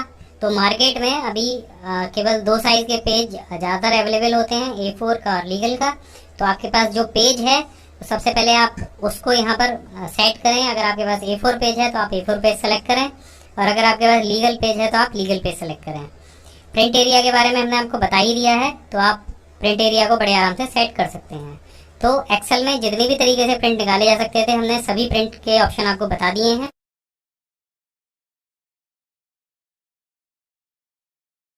तो जैसा कि आप यहाँ पर देख रहे हैं, हमारे पास एक शीट है जिसमें कि कुछ स्टूडेंट्स के नाम हैं और उनके कुछ पेपर हुए हैं Word, Excel, PowerPoint, internet, Photoshop के। और इस शीट में हम आपको बताने वाले हैं एक्सेल के 8 मोस्ट यूजफुल फॉर्मूले, जो कि हमेशा प्रयोग में आते रहते हैं, जिसमें कि सम है, परसेंटेज है, सम इफ है, काउंट है, वी लुकअप है, एवरेज है, इफ है और काउंट इफ है। तो ये जो 8 फॉर्मूले हैं ये हम एक ही शीट में आपको लगाकर दिखाएंगे। सबसे पहला फॉर्मूला है सम का। तो सम आप 2 तरीके से कर सकते हैं। पहला ऑप्शन है यहाँ पर ऑटो सम का। इस बटन पर आप क्लिक कीजिए तो ये ऑलरेडी आपके सारे सेल्स को सेलेक्ट कर लेगा जो भी आपके वर्टिकली या हॉरिजॉन्टली होंगे। लेकिन ऑटो सम में भी आप मैनुअली सेलेक्ट कर सकते हैं। तो इस तरीके से आप मैनुअली सेलेक्ट कर लीजिए, क्योंकि ये जो टोटल वाला कॉलम है ये हमें इसमें नहीं लेना है। यहाँ पर आप मैनुअली सेलेक्ट करेंगे और एंटर करेंगे। एक तरीका तो ये हो गया सम करने का। अब दूसरा तरीका है, आप बराबर का निशान लगाइए, सम टाइप कीजिए, ब्रैकेट लगाइए और सबसे पहले वाले सेल का नाम लिखिए। तो ये जो सेल है इसका नाम है B5। तो यहाँ पर B5 टाइप कर दीजिए, कॉलन लगाइए और जो लास्ट सेल है उसका नाम टाइप कर दीजिए। तो ये है F5, ब्रैकेट बंद कीजिए और एंटर कर दीजिए। तो ये 2 तरीके से सम हो गया। तीसरा तरीका है, आप मैनुअली भी सेल को सेलेक्ट कर सकते हैं। तो बस इक्वल टू का निशान लगाइए और सेल को सेलेक्ट करते जाइए, प्लस दबाइए, फिर सेल को सेलेक्ट कीजिए, फिर प्लस दबाइए। यहाँ पर आप कोई भी सेल बीच से छोड़ सकते हैं। तो मानिए अगर हमको चौथा सेल यहाँ पर छोड़ देना है तो आप उसे छोड़ दीजिए, 5वां सेलेक्ट कर लीजिए और 6वें को सेलेक्ट कीजिए। यहाँ से आप एंटर करेंगे तो जो बीच वाला सेल था उसको छोड़ के बाकी सारे सेल्स का सम हो जाएगा। इसके बाद बात करते हैं एक्सेल में प्रतिशत कैसे निकालते हैं। तो यहाँ पर देखेंगे हमारे पास जो ग्रैंड टोटल है, ग्रैंड टोटल में से हमें जो टोटल नंबर मिले हैं सभी सब्जेक्ट्स में वो यहाँ पर आ गए हैं। तो अब इसका प्रतिशत हम कैसे निकालेंगे। तो प्रतिशत निकालने के लिए जैसे हम कॉपी पर निकालते हैं वही तरीका हम यहाँ पर अपनाएंगे। तो सबसे पहले लगाएंगे हम बराबर का निशान। अब जो अंक हमें प्राप्त हुए उस सेल को सिलेक्ट कर लेंगे और स्टार बटन से हम लगाएंगे यहाँ पर गुणा का निशान। इसके बाद यहाँ से 100 से इसे गुणा करेंगे और उसके बाद हम लगाएंगे ऑब्लिक और उसके बाद जो हमारा टोटल है उसको सिलेक्ट कर लेंगे और एंटर करेंगे। तो आप देखेंगे यहाँ पर प्रतिशत निकल के आ जाएगा। लेकिन दूसरा तरीका भी है प्रतिशत निकालने का। आप जाएंगे नंबरिंग फॉर्मेट पर और ये जो सेल है इसको प्रतिशत में कन्वर्ट करेंगे। तो यहाँ से हमने ये सेल प्रतिशत में कन्वर्ट कर लिया। आप देखेंगे ऊपर परसेंटेज लिखा हुआ आ गया है। अब हमें ज़्यादा कुछ नहीं करना है, बराबर का निशान लगाना है, जो नंबर है हमारे उनको सेलेक्ट करना है, इसको भाग देना है यानी डिवाइड करना है 600 से। सिंपल इतना करना है, हमें 100 से गुणा नहीं करना है और एंटर कर देना है। तो यहाँ पर आप देखेंगे जो ऊपर वाला सेल था वहां पे प्रतिशत का आइकन नहीं आया था, लेकिन इस सेल में चूंकि हमने इसे कन्वर्ट कर दिया था परसेंटेज में तो यहाँ पर प्रतिशत का आइकन आ गया है। अब इसको पकड़ के आप नीचे तक खींच दीजिए तो ये सभी एग्जाम्स के जो परसेंटेज हैं वो यहाँ पर आ जाएंगे। तो इसके बाद है सम इफ। अब आप यहाँ पर देख रहे होंगे मोहित जो नाम है वो 2 जगह दिया गया है और अगर हम चाहते हैं कि इसमें जितनी भी जगह मोहित नाम दिया गया हो उनका सम केवल यहाँ पर आए, ना कि अकेले मोहित का। तो हम सिंपल लगाएंगे बराबर का निशान, टाइप करेंगे सम इफ, ब्रैकेट ओपन करेंगे और रेंज के लिए उन सेल्स को सिलेक्ट करेंगे जिनमें नाम लिखे हुए हैं, कॉमा लगाएंगे। अभी पूछेगा हमसे क्राइटेरिया, तो क्राइटेरिया के लिए हम मोहित को सिलेक्ट कर लेंगे या फिर डबल कोट में मोहित का नाम टाइप कर देंगे। उसके बाद डबल कोट बंद करेंगे, कॉमा लगाएंगे और उसके बाद यहाँ पर ये हमें दे रहा है सम रेंज। तो सम रेंज के लिए आप किसी भी एक अगर पेपर को सिलेक्ट करना चाहें तो वो कर सकते हैं या फिर टोटल नंबर्स को भी आप यहाँ से सिलेक्ट कर सकते हैं। ये आपके ऊपर डिपेंड करता है कि आप फोटोशॉप के नंबर निकालना चाहते हैं या इंटरनेट के नंबर निकालना चाहते हैं। तो हम यहाँ पर जो टोटल सम है उसको सिलेक्ट कर लेते हैं, उसके बाद ब्रैकेट को बंद करते हैं और एंटर कर देते हैं। तो आप देखेंगे कि मोहित के जो अंक हैं टोटल दोनों मोहित के वो काउंट होके यहाँ पे आ गए हैं। अगर आप कोई शॉप चलाते हैं और वहाँ पर आप डेली का सेल रजिस्टर तैयार करते हैं, कौन सी चीज कितनी सेल हो गई, तो उसके लिए आप सम इफ का यूज कर सकते हैं। इसके बाद जो फॉर्मूला है वो है काउंट। काउंट फार्मूला क्या करता है, काउंट फार्मूला आपके सिलेक्शन एरिया में से जितने भी नंबर्स टाइप हुए हैं उनको काउंट करके आपको यहाँ पे दिखाता है। तो इसके लिए आप लगाएंगे बराबर निशान, टाइप करेंगे काउंट और ब्रैकेट ओपन करेंगे और जो सामने वाली सीरीज है उसको सिलेक्ट कर लेंगे कुछ इस तरीके से, ब्रैकेट बंद करेंगे और एंटर कर देंगे। तो यहाँ पर जो अभी हमें आंसर मिला है वो है 6, लेकिन हमने जो सेल सेलेक्ट किए थे वो 7 किए थे। अब यहाँ पर 7 क्यों नहीं आया, वो इस वजह से नहीं आया है क्योंकि जो 7वां सेल है वहाँ पे टेक्स्ट लिखा हुआ है, नंबर नहीं लिखे हुए हैं। इसके अलावा आप किसी भी सेल्स में से अगर कोई नंबर हटा देते हैं तो आप देखेंगे यहाँ पर जो काउंट है वो 5 हो जाएगा। तो ये उन सेल्स को हमें बताता है केवल जिन सेल्स में नंबर लिखे हुए हैं। अब यहाँ पर दोबारा कोई भी नंबर अगर आप लिख देंगे तो यहाँ पे आप देखेंगे काउंटिंग जो है वो बदल जाएगी। इसके बाद फॉर्मूला आता है वी लुकअप का। तो वी लुकअप फॉर्मूला क्या करता है, ये वर्टिकली क्राइटेरिया के हिसाब से किसी भी वैल्यू को आपको फाइंड करके देता है। कैसे देता है ये हम देख लेते हैं। यहाँ पर लगाते हैं बराबर का निशान, टाइप करते हैं वी लुकअप। तो यहाँ पर आप देखेंगे वी लुकअप आ जाएगा, इसे डबल क्लिक कर दीजिए। यहाँ पर ही हमसे पूछ रहा है लुकअप वैल्यू। तो लुकअप वैल्यू में आप क्या देंगे, आप यहाँ पर डबल कोट में कोई एक नाम टाइप कर देंगे। हम जैसे टाइप कर देते हैं राम और यहाँ दोबारा से डबल कोट लगा देंगे। अब यहाँ इसके बाद टेबल अरे का ऑप्शन है, तो टेबल अरे में भी पूरी टेबल सेलेक्ट कर लेंगे और इसके बाद लगाएंगे कॉमा। अब ये हमसे पूछेगा इंडेक्स कॉलम नंबर, तो हमें राम के इंटरनेट के अंक पता करने हैं और जो कॉलम इंडेक्स नंबर होगा आप पहले से काउंट करेंगे जहां से आपने इस टेबल को सेलेक्ट किया है। तो कॉलम इंडेक्स नंबर हमने अभी डाल रखे हैं, यहाँ पे 5 है, यहाँ पर लिख देंगे 5, लगाएंगे कॉमा और उसके बाद तो वहां पर हम टाइप कर देंगे 0 क्योंकि हमें एग्जैक्ट मैच चाहिए और ब्रैकेट को बंद करके इसे एंटर करेंगे। तो आप देखेंगे यहाँ से राम ने इंटरनेट में 32 अंक प्राप्त किए हैं। तो ये जो फॉर्मूला है ये असल में कोई विशेष क्राइटेरिया आपको किसी बहुत बड़ी टेबल में से सर्च करना है तो आप वी लुकअप का इस्तेमाल कर सकते हैं बहुत आराम से। तो ये जो राम है आपने जो डबल कोट में यहाँ पर लिया है, आप इसे कहीं बाहर भी किसी दूसरे सेल का नाम दे सकते हैं और वहां से बार बार इसे चेंज कर सकते हैं। आप बात करते हैं एवरेज फॉर्मूले की। अभी हमें अगर निकालना हो कि ये जो सभी विद्यार्थी हैं, सभी स्टूडेंट हैं, उन्होंने जितने भी पेपर्स दिए हैं उसका जो एवरेज है वो क्या है, या शुभम के जितने भी मार्क्स आए हैं सभी पेपर्स में उनका क्या एवरेज है। तो ये एवरेज आपको वहां से निकाल के देगा। बहुत सिंपल फॉर्मूला है लेकिन बहुत काम का है। आपको लगाना है बराबर का निशान, टाइप करना है एवरेज। तो जैसे ही आप AVE टाइप करेंगे यहाँ पर एवरेज आपको दिखाई दे जाएगा। इसको डबल क्लिक कीजिए तो बस आपको वो सीरीज सेलेक्ट कर देनी है जिनका आपको एवरेज निकालना है। यहाँ पर कुछ 5 सेल हमने यहाँ पे सेलेक्ट किए हैं और बस ब्रैकेट को बंद कर देना है और एंटर कर देना है। तो आप देखेंगे जो शुभम के नंबर हैं उसका जो एवरेज है वो 39.6 है। बस इसको पकड़ के आप नीचे खींच दीजिए और सभी स्टूडेंट्स के जो एवरेज नंबर हैं वो यहाँ पर आ जाएंगे। अब इसके बाद आता है सबसे इंटरेस्टिंग और इम्पोर्टेंट फॉर्मूला इफ फार्मूला क्या करता है, काफी लोग मार्कशीट तैयार करते हैं और वहां पर वो परसेंटेज के हिसाब से ग्रेड तय करते हैं, ग्रेड देते हैं नंबरों को। अगर यहाँ पर आप इफ का इस्तेमाल करेंगे तो इफ से आप ऑटोमेटिकली ग्रेड दे पाएंगे। आपको कुछ नहीं करना है, सिर्फ नंबर फीड करने हैं, परसेंटेज भी निकलेगा, टोटल भी निकलेगा, एवरेज भी निकलेगा और आप ग्रेड भी ऑटोमेटिक दे पाएंगे। अभी कैसे आप दे पाएंगे ये अभी हम सीख लेते हैं। बहुत सरल है, थोड़ा सा ध्यान से देखिएगा। यहाँ पर लगाएंगे बराबर का निशान, टाइप करेंगे इफ। तो यहाँ पर हम जो सेल सेलेक्ट करेंगे ग्रेड देने के लिए वो सेल हम सेलेक्ट करेंगे प्रतिशत वाला और उसी के हिसाब से हम ग्रेड देते जाएंगे। तो हम यहाँ पर जो कुल ग्रेड हैं वो 4 देंगे, A, B, C और D। तो ये हम कैसे देते हैं ये आप देख लीजिए। तो यहाँ पर हम सेलेक्ट कर लेते हैं सबसे पहले इस सेल को जिसमें प्रतिशत लिखा हुआ है। अब यहाँ पर लगाते हैं ग्रेटर देन का निशान, यानी ये जो सेल है अगर बड़ा होगा और बराबर होगा किसके, 75 के, ये सभी के साथ अप्लाई होगा। एक जैसा ही फॉर्मूला सभी में जाना है। 75 के साथ में आपको प्रतिशत भी लिखना होगा, क्योंकि हम 75 से ऊपर वाले सेल्स के लिए टाइप करेंगे। उसके बाद लगाएंगे कॉमा और डबल कोट में हम टाइप करेंगे A। तो अगर ये सेल बड़ा होगा और बराबर होगा 75% के तो वहां पर डिस्प्ले होगा A। इसके बाद आप एक कॉमा लगाएंगे, टाइप करेंगे इफ, फिर से ब्रैकेट ओपन करेंगे, यानी ये कंडीशन हमारी पूरी हो गई। अब दोबारा से हम फिर से इसी सेल को सिलेक्ट करेंगे क्योंकि हमें इसी सेल के लिए दूसरी कंडीशन देनी है। दोबारा से हमने सेल सेलेक्ट कर लिया। उसके बाद वही हमने फॉर्मूला लगाया, बड़ा होगा और बराबर होगा कितने के, 60 के। यहाँ पर भी हम प्रतिशत लगाएंगे और क्या आएगा, B। तो आप डबल कोट में B टाइप करेंगे और उसके बाद फिर से कॉमा लगा देंगे। इसके बाद हम दोबारा से टाइप करेंगे इफ, ब्रैकेट ओपन करेंगे और वहां पर हम क्या लिखेंगे, फिर से उसी सेल को सिलेक्ट करेंगे और फिर से हम ग्रेटर देन साइन का इस्तेमाल करेंगे, बराबर का निशान लगाएंगे और इस बार हम यहाँ पर देंगे 45%। आप देखेंगे 45 हमने टाइप कर दिया है। अब लगाएंगे फिर से हम कॉमा और इसके बाद हम टाइप करेंगे डबल कोट में C। कुछ इस तरीके से फिर से हम एक कॉमा लगाएंगे और अब सिंपल हमें आगे कोई कंडीशन नहीं देनी है।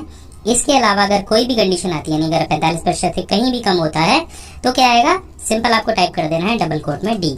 और जितनी बार आपने इफ का इस्तेमाल किया है, जितनी बार आपने ब्रैकेट ओपन किया है, उतनी बार आपको ब्रैकेट बंद करना है। हमने कुल 3 बार यहाँ पर ब्रैकेट ओपन किया था, तो हम 3 बार ब्रैकेट बंद भी करेंगे और एंटर करेंगे। तो आप यहाँ पर देखें इस समय जो ग्रेड आया है वो D आया है, क्योंकि जो प्रतिशत है वो 33 है।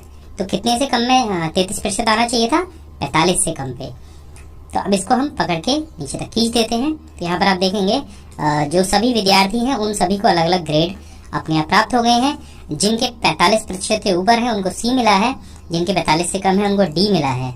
अब थोड़ा सा घटा बढ़ा के देख लेते हैं, कुछ स्टूडेंट्स को ज्यादा नंबर दे के देख लेते हैं। तो आप देखेंगे हमने यहाँ पर एक स्टूडेंट है रणवीर, उनका प्रतिशत हमने यहाँ पर 83% किया है, तो उनका जो ग्रेड है वो अपने आप A आया है। 47% वालों का C आया है और जिनके परसेंटेज 60 से ज्यादा है उनका ग्रेड यहाँ पर B आया है। तो इस तरीके से आप इफ का इस्तेमाल करके सभी को ऑटोमेटिक ग्रेड दे सकते हैं। अब बात करते हैं काउंट इफ की। तो यहाँ पर आप जो भी कंडीशन देंगे ये उसको काउंट करके बताएगा। जैसे इस पूरी मार्कशीट में 70 नंबर कितने लोगों को मिले हैं, तो यहाँ पर आप बड़े आराम से इस चीज को पता कर सकते हैं।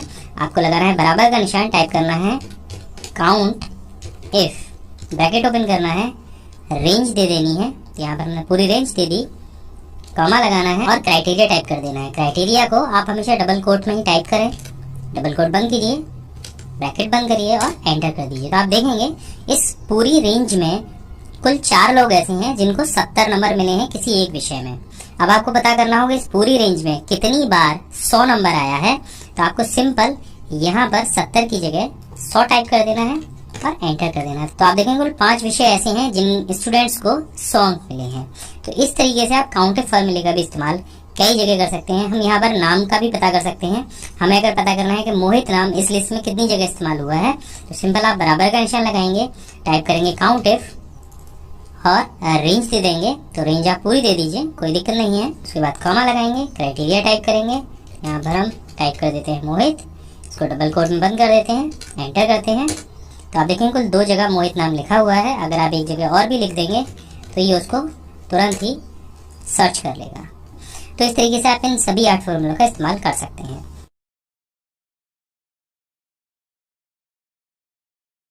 वर्ड और एक्सेल में मैक्रो रिकॉर्ड करने के लिए आपको रिबन में डेवलपर टैब को अनेबल करना होगा, और इसको अनेबल करने के लिए आपको जाना होगा ऑफिस बटन पर, और यहाँ पर जाना होगा आपको एक्सेल ऑप्शन में। यहाँ पर जो पॉपुलर टैब है वहां पर आपको show develop tab in the ribbon का ऑप्शन दिखाई दे जाएगा। इस पर टिक लगा दीजिए और इसे ओके कर दीजिए। आप जैसे इसे ओके करेंगे वैसे ही यहाँ रिबन में आपको डेवलपर टैब शो होने लग जाएगा। यहाँ पर सबसे पहले आपको विजुअल बेसिक और उसके बाद मैक्रोस का ऑप्शन दिखाई देगा। आप चाहें तो ऑल्ट के साथ में F8 दबाकर भी मैक्रो को रन करा सकते हैं। अब इसके बाद में आपको करना क्या है, यहाँ पर आपको एक ऑप्शन और दिखाई देगा, यूज रिलेटिव रेफरेंसेस। इस पर भी आप टिक लगा लीजिए। इसका फायदा मैं आपको थोड़ी देर बाद बताऊंगा। तो हमने यहाँ पर एक शीट बनाई है और यहाँ पर कुछ हमने स्टूडेंट्स के नाम लिखे हैं, उसका विषय लिखा है, और जनवरी से लेकर जुलाई तक के इनके कुछ टेस्ट के अंक हैं वो हम यहाँ पर फीड करेंगे, और ये हम फीड करेंगे मैक्रो की सहायता से।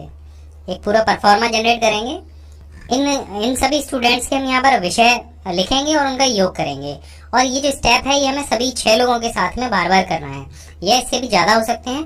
तो इसके लिए हम मैक्रो का इस्तेमाल करने वाले हैं। तो सबसे पहले हम जो पहला स्टूडेंट है उसको सेल को सिलेक्ट कर लेते हैं, पहले वाले को, और यहाँ से रिकॉर्ड मैक्रो के बटन को क्लिक करते हैं। जब आप ये रिकॉर्ड मैक्रो का बटन क्लिक करेंगे तो अगर आपने पहले मैक्रो बना रखे हैं तो ऑलरेडी वो 5वां नंबर यहाँ पे आपको दे देगा कि आप इसी नाम को कंटिन्यू चलने दें, तो आप इसे ओके कर दीजिए। अगर आप कुछ और नाम देना चाहते हैं तो वो यहाँ से आप इसको बदल सकते हैं। इसके बाद में आप मैक्रो के लिए शॉर्टकट की बना सकते हैं। शॉर्टकट की इसलिए कि जब आप इसको रन कराएंगे तो आपको बार बार वहाँ से ओपन नहीं करना होगा, आप सीधे शॉर्टकट की को प्रेस करके मैक्रो को रन करा सकते हैं। शॉर्टकट की आपको ऐसी बनानी है जो पहले आपने किसी मैक्रो को न दी हो, या फिर वो आपके एक्सेल की कोई और भी शॉर्टकट की कमांड ना हो। कंट्रोल के साथ में हम शिफ्ट को प्रेस करते हैं और एन का बटन और प्रेस कर लेते हैं। तो एक शॉर्टकट की बन गई ऑल्ट शिफ्ट प्लस एन। तो ये शॉर्टकट की हम जब भी दबाएंगे तो जो मैक्रो 5 है वो रन होने लग जाएगा। इसे ओके कर दीजिए। तो अब आपका मैक्रो जो है वो रिकॉर्ड होने लग गया है। अब बस आपको करना ये है कि एरो की से आपको नीचे वाले सेल में आना है, और इसके बाद में आपको यहाँ से 5 रॉ इंसर्ट करानी है। तो इस तरीके से रॉ इंसर्ट करा दीजिए। इसके बाद में यहाँ पर विषय टाइप कर लीजिए।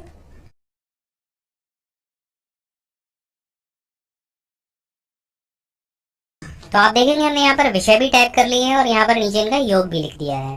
अब इन सभी जो विषय हैं उन सभी का हम योग कर लेते हैं ऑटोसम के द्वारा। यहाँ पर अब ऑटोसम भी लगा देते हैं। ये देखिए हमने ऑटोसम लगा दिया, और इसे यहाँ से ड्रैग करके हमें पूरे सेल में खींच दिया इसको।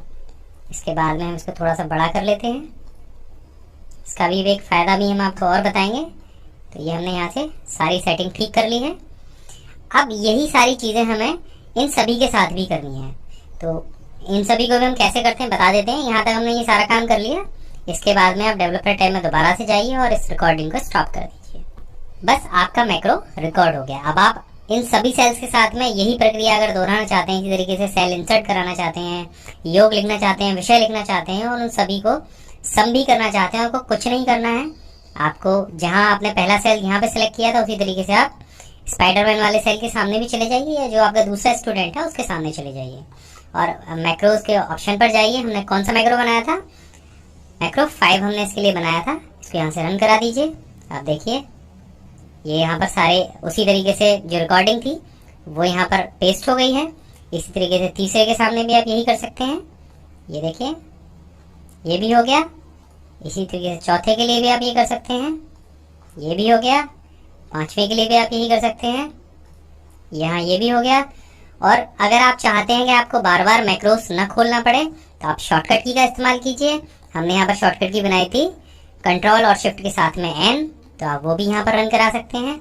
इसी तरीके से आप बार बार मैक्रो को रन करा सकते हैं। आप देखिए यहाँ पर कितनी भी बार आप इस चीज़ को रन करा सकते हैं, ये बार बार उसी तरीके से काम करेगा।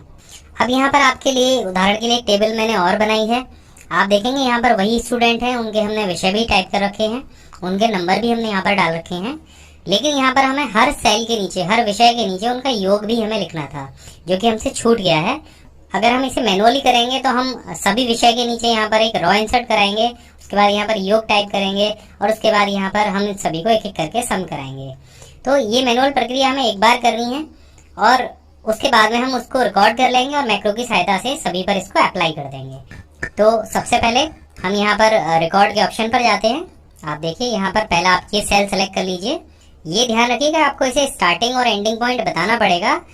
अगर आप इसे वो चीज़ नहीं बताएंगे तो ये आपके डेटा को उल्टा सीधा भी कर सकता है। तो हम यहाँ पर चले जाते हैं स्टार्टिंग पॉइंट पर। तो जो ये पहला स्टूडेंट है उसके लिए हमें सम करना है, तो रिकॉर्ड मैक्रो के ऑप्शन पर जाते हैं और यहाँ से इसको एक नाम दे देते हैं सम। और इसके लिए भी हम एक शॉर्टकट की जनरेट कर देते हैं। यहाँ पर हम शिफ्ट का बटन और प्रेस कर लेते हैं और इसे दबा देते हैं एल के साथ में, इसे ओके कर देते हैं। अब आप एरो की से नीचे जाएंगे और हमें एक जो रॉ है वो यहाँ इंसर्ट करानी है, तो आप रॉ को यहाँ पर इंसर्ट करा देंगे। उसके बाद यहाँ पर योग टाइप करेंगे और जो ऊपर वाले अंक हैं उनके लिए यहाँ पर ऑटो सम का ऑप्शन दबाएंगे। हमारे एक व्यूअर्स हैं, उन्होंने हमसे ये प्रश्न पूछा था कि अगर ऐसा मैं बार बार करना हो तो इसकी क्या कमांड है, तो आप मैक्रो लगाकर ये कर सकते हैं। तो यहाँ पर ये मैक्रो लग गया है। अब इसको यहाँ से स्टॉप कर दीजिए, यहाँ से मैक्रो स्टॉप हो गया।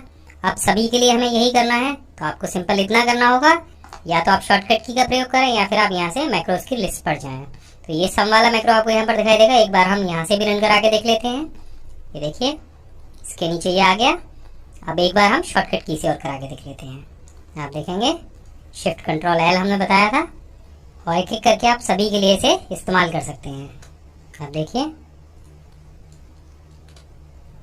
बस आपको एक सीरीज बनानी होगी और इसे बताना होगा कि आप किस तरह से वो काम करना चाहते हैं। अब अगर आपके पास ऐसी ही कोई रॉ है और आप वहाँ पे डिलीट करना चाहते हैं तो वो भी आप कर सकते हैं।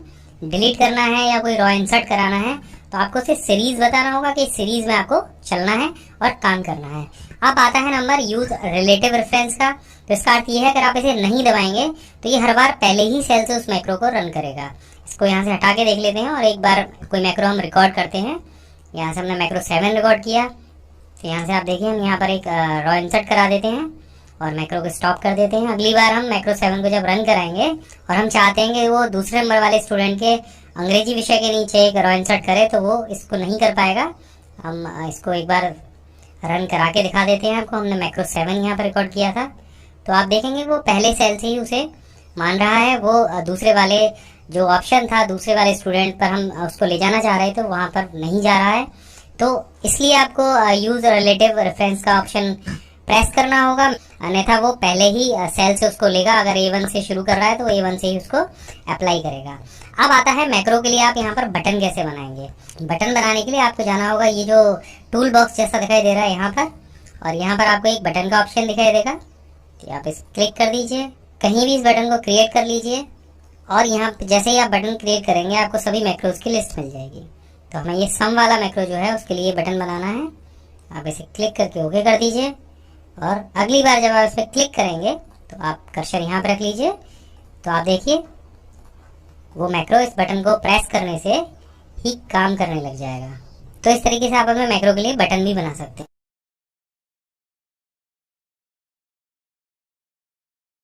डेटा एंट्री करते समय आपने देखा होगा कि जो आपका कर्सर है वो टैब जब आप बटन प्रेस करते हैं तो राइट साइड में जाता है और जब एंटर करते हैं तो नीचे आता है। लेकिन बहुत सारे लोग ऐसे हैं जो कि एंटर करने के साथ में ये चाहते हैं कि उनका जो कर्सर है वो राइट साइड में जाए। तो इसको चेंज करने के लिए आपको सिंपल जाना है अपने ऑफिस बटन पर, एक्सेल ऑप्शन पर, और यहाँ पर आपको दिखाई देगा एडवांस टैब। यहाँ पर आपको एक ऑप्शन दिखाई देगा after pressing enter move selection. तो आप यहाँ पर राइट साइड को अगर सेलेक्ट करेंगे तो अब जब भी आप एंटर प्रेस करेंगे तो आपका जो कर्सर है वो हमेशा राइट साइड में जाएगा। तो एक बहुत यूजफुल ऑप्शन है उन लोगों के लिए जो चाहते हैं कि एंटर करने के बाद में उनका जो कर्सर है वो राइट साइड में ही जाए। अब लेकिन यहाँ पर एक परेशानी है कि कर्सर राइट साइड में तो जाएगा, लेकिन जब डेटा आप एंटर करते जाएंगे तो वो फिर आपको अगर वापस से नीचे लेके आना है तो वहाँ पर आपको माउस से क्लिक करनी होगी। अब बात करते हैं दूसरे ऑप्शन की। यहाँ पर बहुत लोग ये चाहते हैं कि उनका जो डेटा है वो एंटर करते जाएं और एक सिलेक्शन एरिया हो, एक एरिया ऐसा हो केवल वो उसी एरिया में डेटा को एंटर करें। तो ऐसा आप सेलेक्ट करके भी कर सकते हैं। अगर हम चाहते हैं कि हम ये जो सिलेक्शन एरिया है इसी में डेटा को एंटर करें तो आप सिंपल इसको सेलेक्ट कर लीजिए और सेलेक्ट करने के बाद में बस आपको डेटा फीड करते जाना है और आप वहां से आगे कहीं जाएंगे नहीं। आप एंटर का इस्तेमाल करते रहिए और डेटा फीड करते रहिए। देखिए हम किस तरीके से यहाँ पे एंटर का इस्तेमाल करने से मैं डेटा को फीड करता जा रहा हूँ और यहाँ पर मैंने कहीं भी कोई टैब का इस्तेमाल नहीं किया है। आपको करना यह है, आपको उन सेल्स को सेलेक्ट करना है जिस सेल्स के बीच में आपको डेटा एंटर करना है। और डेटा एंटर करने के लिए आप सिंपल पहले सेल को सेलेक्ट कीजिए और डेटा फीड करते जाइए। ऐसा करने के लिए आपको कहीं भी इधर उधर जाने की जरूरत नहीं पड़ेगी और आप केवल सिलेक्शन एरिया के बीच में ही अपने डेटा को एंटर कर पाएंगे। तो यहाँ पर देखिए हमने एक परफॉर्मा बनाया है, एक यहाँ पर रिजल्ट शीट है, आपका कैसा भी परफॉर्मा हो सकता है। और हम ये चाहते हैं कि जो हम डेटा एंटर करें और उसके बाद में अगर एंटर करें या टैब दबाएं तो जो हमारा सिलेक्शन है वो अपने अगले सेल में अपने आप जंप करके चला जाए। जैसे अगर हम नाम एंटर करें और एंटर करें तो उसके बाद में पिता के नाम पर चला जाए और उसके बाद में उम्र पर आए, उसके बाद पते पर आए, फिर ऑटोमेटिकली वो गणित पर जाए, अंग्रेजी पर जाए, हिंदी पर जाए। तो ये कैसे होगा, ये करने के लिए आपको सिंपल अपने कीबोर्ड से कंट्रोल का बटन दबाना है और एक एक करके उन सेल्स को सेलेक्ट करना है जिनमें आप अपने कर्सर को ले जाना चाहते हैं। तो यहाँ पर देखिए हमने यहाँ पर एक एक करके सभी सेल्स को सेलेक्ट कर लिया है ऊपर से, और लास्ट में आपको जाना है नाम वाले सेल पर जहां से आप शुरू करना चाहते हैं। तो देखिए मैंने नाम से ही शुरू किया था और नाम पर ही मैं इसको एंड कर रहा हूँ। अब यहाँ पर आपको जाना है नेम बॉक्स में और यहाँ पर आपको टाइप कर देना है कोई भी नाम। तो जैसे मैं यहाँ पर टाइप कर देता हूँ नेम और इसको एंटर कर देता हूँ। तो ये क्या होगा, ये जो सिलेक्शन है ये नेम के नाम से यहाँ पर सेव हो जाएगा। अगली बार आप कहीं पे क्लिक कीजिए तो देखिए पहले मैं आपको नॉर्मली डेटा एंटर करके दिखा देता हूँ। यहाँ पर हमने नॉर्मली डेटा एंटर किया और अभी यहाँ पर हम टैब का इस्तेमाल नहीं कर रहे हैं, हम एंटर का इस्तेमाल कर रहे हैं। इसके बाद हम आपको इस जो अभी हमने सिलेक्शन किया था उसमें डेटा एंटर करके दिखाते हैं। यहाँ से हम इसे सेलेक्ट कर लेते हैं नेम को और इसके बाद आप देखिए यहाँ पे हमने टाइप किया नाम, फिर हमने एंटर किया और ये जो एंटर है ये आपको नंबर कीपैड वाला इस्तेमाल करना है। इसके बाद आपने टाइप किया पिता का नाम, इसके बाद एंटर, उम्र, उसके बाद पता लिख दीजिए। यहाँ पर फिर गणित के नंबर, अंग्रेजी के नंबर, हिंदी के, इतिहास, ये देखिए। तो ये जो डेटा एंटर होगा ये केवल उन्हीं सेल्स में होगा जिनमें आप चाहें। तो ये जो डेटा एंट्री करने के 3 तरीके मैंने आपको बताए हैं, ये आपके बहुत काम आएंगे। इन तरीकों से आप बड़ी तेजी से अपने किसी भी शीट में आराम से डेटा